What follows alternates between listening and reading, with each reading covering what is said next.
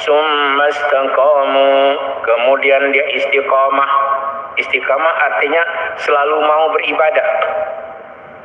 Tatanazzalu alaihimul malaikah, malaikat turun menjelang dia meninggal, orang baik ini meninggal. Apa kata malaikat atas perintah Allah? Alla takhafu wa la tahzanu, jangan kamu takut, jangan kamu gundah.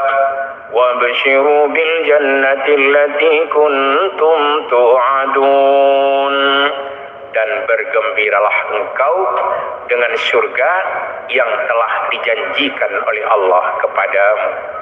Kan hidup ini, padahal menjelang meninggal, yakunu rajih kanaza, Arab meninggal hanali bacutu Arab meninggal.